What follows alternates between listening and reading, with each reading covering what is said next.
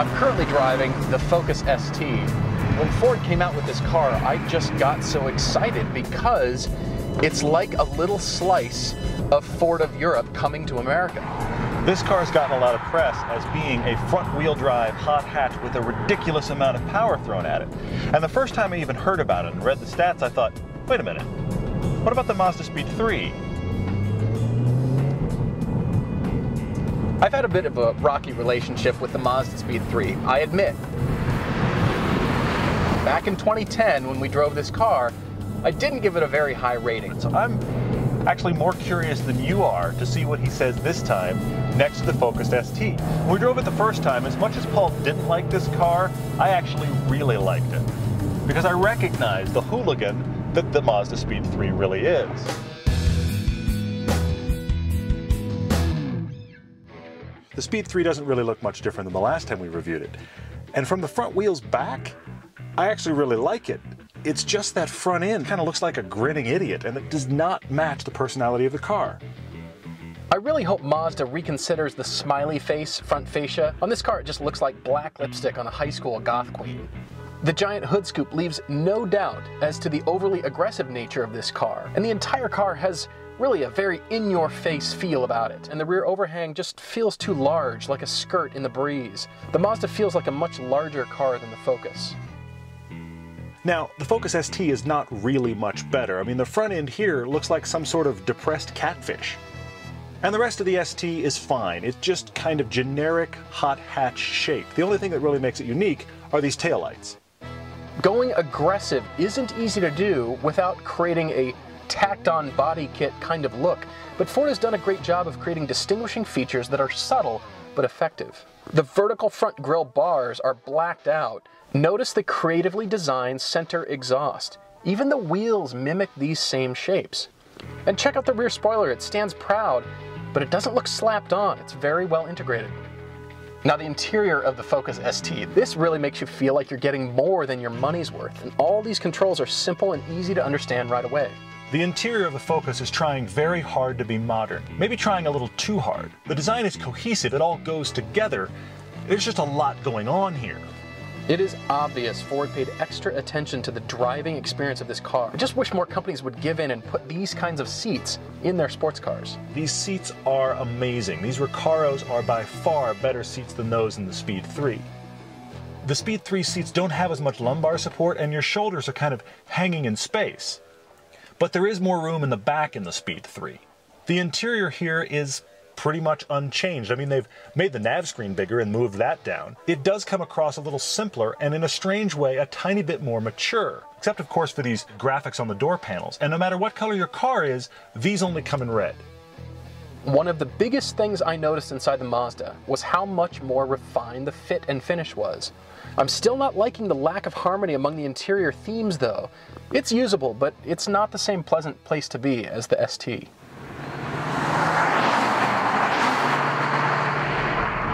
Now, you start getting into all kinds of problems when you put this much power and torque through the front wheels. This amount of power to front wheel drive is frankly just a little bit too much for those tires to be able to handle all of their jobs at once.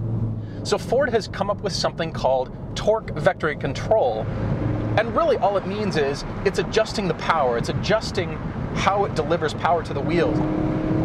When you put your foot to the floor in the ST, the car does everything it can to sort it out for you. You can tell that your inputs are being filtered through a computer who's making sure it counters the torque steer. When the car pulls right, it pulls it back left. And so you're very involved, but you're not really in charge. You feel like you can really get the power down right, and then you think, oh yeah, I'm in a front-wheel drive car. I can feel a huge difference between this car and the MazdaSpeed3. Think about this for a second. The MazdaSpeed3 has almost as much power as the Mitsubishi Evo, and it's only front-wheel drive.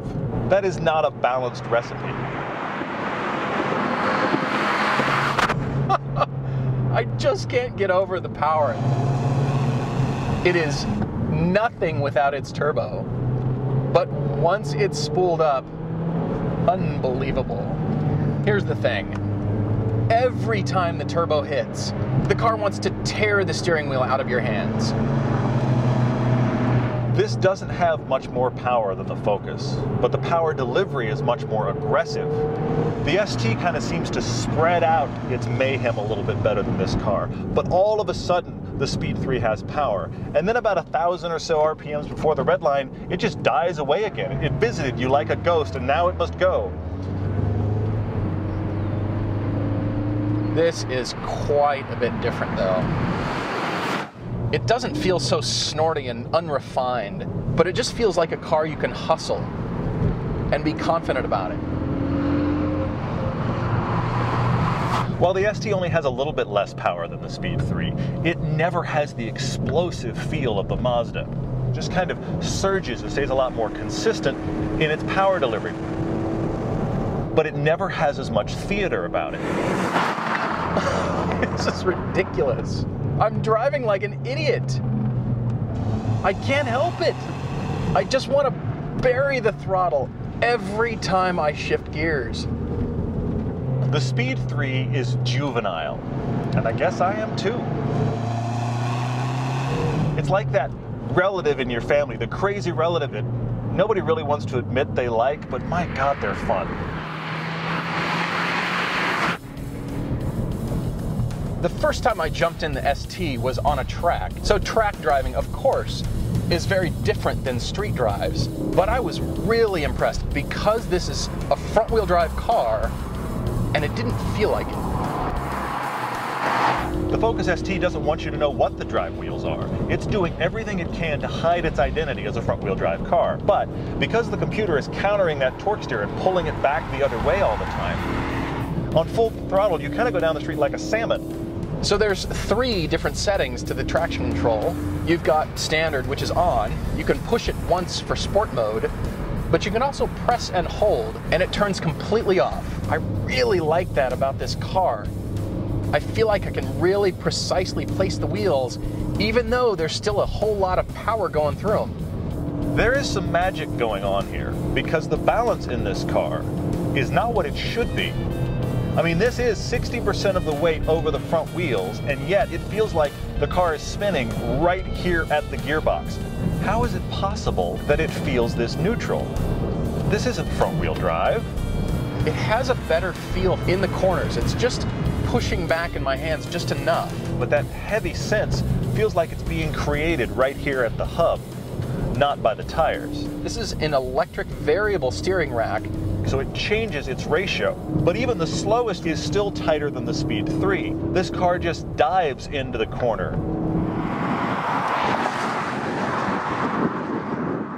This car is much tighter than the Mazda. There's nothing subtle about the Speed 3.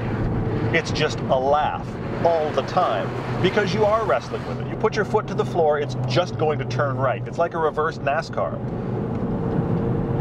You feel the rotation of the Speed 3 somewhere right around the dashboard, and that's because, of course, it is 60-40 weight distribution. Unlike the ST, they haven't done any trickery here to kind of hide that. It's not imprecise. In fact, you can put the Speed 3 right where you want it, but you can tell that the weight is over the front. Understeer. That back end is just constantly jumping around. And of course, you're having a rodeo up front trying to steer the car. I'm not saying that's not fun. It's just, it makes for an interesting drive. It does feel well planted, just not as well planted as the ST. The steering in the Speed 3 is lighter than it is in the Focus ST, and the steering rack isn't as tight. But when I turn the wheel on the Speed 3, I can feel a linkage. I feel myself connected to what the wheels are doing. And you get used to the torque steer. You understand how your right foot connects to how the car is going to pull in a way that isn't possible in the ST. And as a result, you can learn to compensate for it. You can figure out how to dance with this car. I admit this car is a blast to drive. I am shocked how hard this car grips through corners. That's pretty fantastic, and that says a lot about what Mazda has done with this car. This is a race car disguised as a 4-door hatch.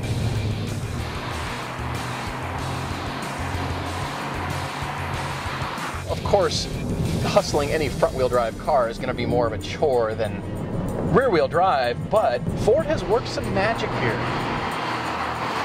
And it does feel European. This ST is doing everything it can to convince me it's not actually front-wheel drive. But it's also not much of a laugh. This car is so eager to see you. I'm surprised it doesn't pee on your shoe. It's just all the time, hair on fire. I see all the faults, I know what's not great about it, but yet every time I drive this car, it's just a laugh. I just enjoy myself.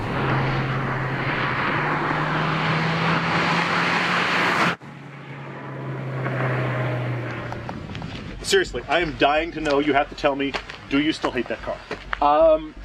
No. Admittedly, no. Okay. I railed on this car in 2010. Oh, they know. They remember. People have said. We drove an earlier version, but it's the same car. I realize that. Yeah. Here's the deal, though. The Mazda guys are racing almost all of their cars, and they're winning. Yeah. So I looked at this car through the racing viewpoint. Okay, so just kind of the hardcore approach, All right. and I liked it then. But I still like the more refined, better handling, kind of feels like a European car. Oh, I see what you did there. German car snob went European. We're shocked, honestly. But it's a fantastic car. I got to go with you on how good the Focus is. It's surprisingly good. It hides the fact that it's front-wheel drive. That's what struck me. It's so neutral. They've done a great job of hiding the front-wheel drive chassis. They really have. I find, though, I learn about myself driving these two cars back to back. I know it's weird to say, but I learn about myself because I realize I want to be entertained. And while I'm impressed with the Focus ST, that gives me a laugh. Absolutely. Every time I drive it, I laugh. It's ridiculous. You fight with the power and the steering, and I like it anyway. Intellectually, I know this is a better sorted car. I know it's a more balanced car. Yeah. I just want the laugh. Hot hatch to me is absurd. That car's juvenile. I'm in a hot hatch. I want to be juvenile. I got to go with that. Look, I respect this car more. I don't hate it anymore. You're growing. It's a really fantastic car. It's really fast. But this one, refinement-wise, handling-wise, that's my choice. So I had to go. Hot hatch pick. So what's your hot hatch pick? What's a hot hatch to you? Yeah. We want to hear it. This is strange to say because, generally speaking, I'm not really a fan of front-wheel drive cars. I like this car. I could see myself owning this car. The Focus ST handles better than the Speed 3. It has a more rounded power band, but it's not as much fun. So this time around, I'm approaching this from a racing mindset. And I get it now. I understand what Mazda's doing. I still don't want this car. The ridiculous personality of the Speed 3 just wins me over. The Focus is more balanced. The Focus is more predictable, except for when the computer's fighting with you. But this is just more fun.